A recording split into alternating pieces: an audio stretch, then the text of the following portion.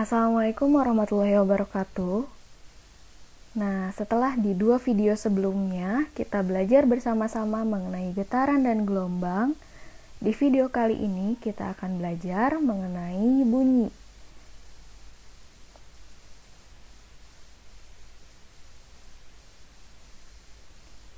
Oke, langsung saja.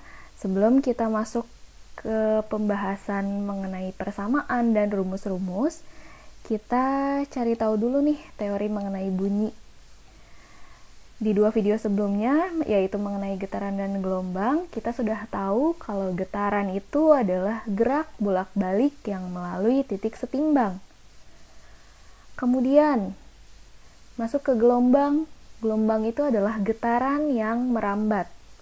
Nah, pada saat proses perambatannya, dia membawa suatu energi atau merambatkan energi. Nah, salah satu energinya berupa energi bunyi.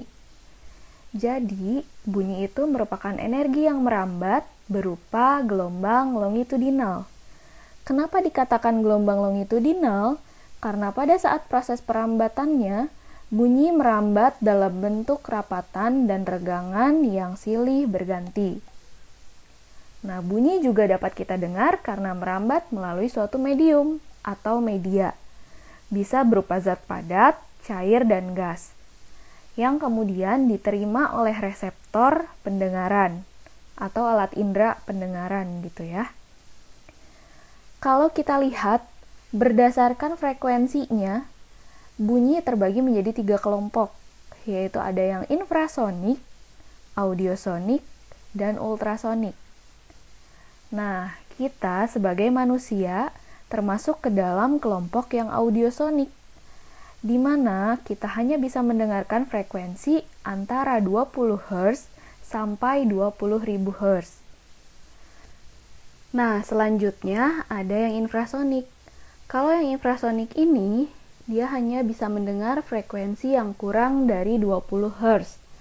Misalnya, ada hewan gajah, badak, dan paus biru.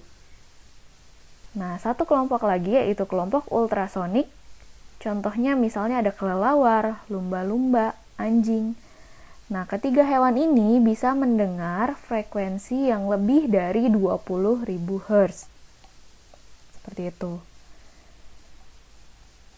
Nah, kemudian ada syarat terjadinya atau terdengarnya suatu bunyi, yaitu harus ada sumber bunyi atau benda yang bergetar, kemudian ada medium atau medianya untuk merambat, serta ada penerima bunyinya tersebut.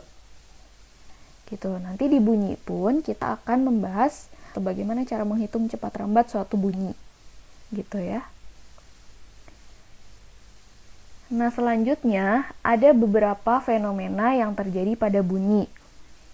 Yang pertama ada pemantulan bunyi. Kalau mengenai pemantulan, saya rasa kita semua sudah tahu ya bagaimana proses pemantulan itu terjadi.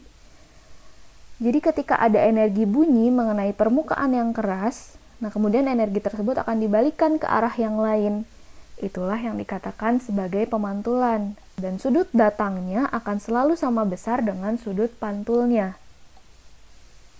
Seperti itu. Nah, selanjutnya ada penyerapan bunyi, atau boleh kita katakan juga sebagai peredaman bunyi. Di mana beberapa contohnya misalnya peredaman bunyi ini diaplikasikan pada studio musik atau bioskop yang sering kita datangi gitu ya. Nah, agar suaranya tidak terdengar sampai keluar ruangan, agar suaranya tidak terdengar sampai keluar bioskopnya, tentu di dinding-dinding bioskop dan di lantainya itu diberi pelapis gitu ya, salah satunya dengan kain, itu untuk meredam suatu bunyinya itu. Nah, selanjutnya ada gema dan gaung. Gema itu adalah bunyi pantul yang terdengar ketika bunyi asli selesai diucapkan. Nah, kalau gaung atau kerdam ya, biasa kita ketahui juga. Gaung itu dia bunyi pantul yang sebagian bersamaan dengan bunyi aslinya, sehingga bunyi asli menjadi tidak jelas terdengarnya. Gitu. Selanjutnya ada resonansi. Resonansi itu peristiwa ikut bergetarnya suatu benda akibat getaran benda lain yang berfrekuensi sama. Selanjutnya mengenai pelayangan.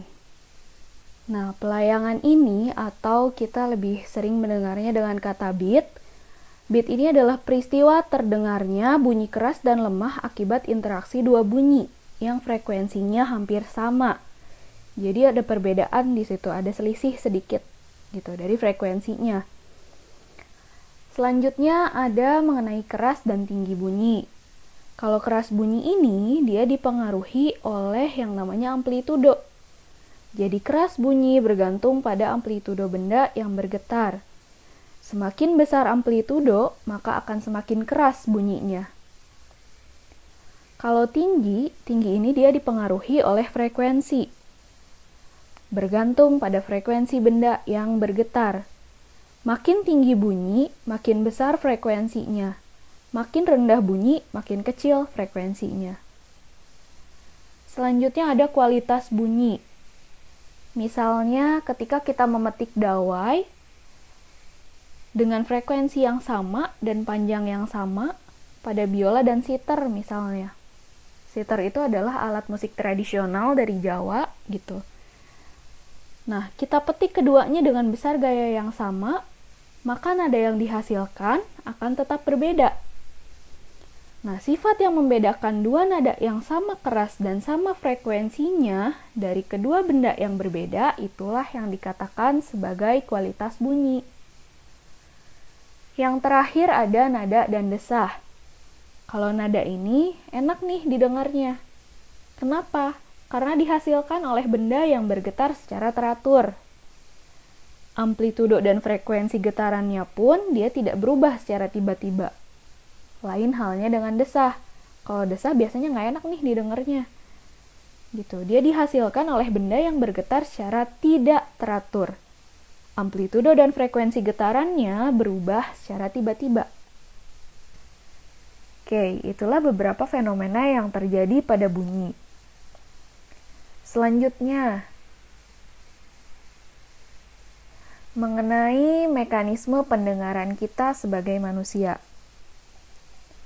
Tentunya, yang harus kita ketahui untuk mendengar suatu sumber bunyi ya pasti harus ada sumber bunyinya.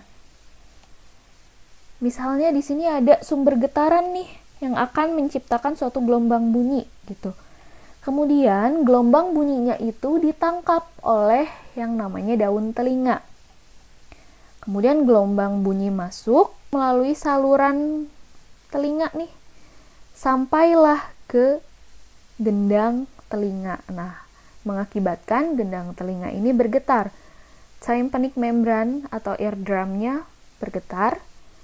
Nah, getaran pada gendang telinga ini akan menyebabkan tulang-tulang telinga ini, ketiga tulang telinga ini ada malleus, incus, stapes, ini ketiganya bergetar juga akan mempengaruhi getaran pada rumah siput nih, atau koklea namanya. Nah, di dalam koklea ini ada cairan yang namanya endolimfa. Nah, ketika koklea bergetar, endolimfanya bergerak. Sehingga nantinya akan diteruskan ke otak melalui saraf pendengaran. Nah, kemudian di otak, dari kedua telinga ini akhirnya diartikan sebagai suara. Nah, otak memerlukan informasi yang baik dari kedua telinga agar dapat menginterpretasikan bunyi tersebut. Sehingga kita tahu nih, oh ini adalah bunyi gemericik air misalnya. Oh, ini adalah bunyi kicauan burung, gitu ya. Nah, selanjutnya, ini ada langkah-langkah atau mekanismenya ya, tapi tadi sudah kita bahas. Oke, kita lanjut. Nah, selanjutnya ada mengenai cepat rambat bunyi. Nah, rumus-rumus atau persamaan dari cepat rambat bunyi ini kita bisa pergunakan rumus cepat rambat dari suatu gelombang. Rumusnya ada V sama dengan lambda dikali F, ada F sama dengan 1 per T, ada V sama dengan lambda per T, itu masih sama rumusnya dengan cepat rambat pada suatu gelombang. Oke, sekarang kita masuk langsung ke contoh soal. Yang pertama, gelombang bunyi dari suatu sumber memiliki cepat rambat 340 meter per second. Jika frekuensi gelombang bunyi adalah 500 Hz, tentukan panjang gelombangnya. Berarti yang ditanyakan adalah lambdanya nih. Di sini kita ketahui ada V-nya 340 meter per second. Kemudian ada frekuensinya, ada F-nya 500 Hz. Yang ditanyakan adalah lambda. Maka kita pergunakan rumus lambda sama dengan V per F. Berarti 340 per 500. Didapatlah hasilnya 0,68 meter. Itu untuk soal yang nomor 1. Oke, kita lanjut ke contoh soal yang kedua. Seorang anak mendengar bunyi yang memiliki panjang gelombang sebesar 5 meter. Jika cepat rambat bunyi di udara adalah 340 meter per second, tentukan frekuensinya dan periode sumber bunyi tersebut. Berarti yang ditanyakan ada F dan ada T di sini. Oke, kita coba jawab. Nah, dari soal yang kita ketahui ada lambdanya nih, panjang gelombang sebesar 5 meter. Kemudian ada cepat rambat, ada V di sini 340 meter per second. Lambda 5 meter, V 340. Kita coba kerjakan dulu yang pertama. Karena di sini diketahui ada lambda dan ada V, berarti untuk mencari F kita gunakan rumus F sama dengan V per lambda.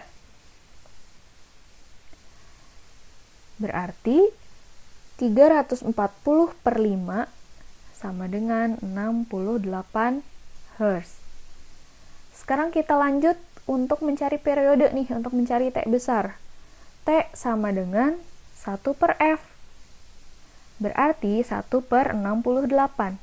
Didapatlah hasilnya adalah 0,015 second. Jadi periodenya adalah 0,015 second.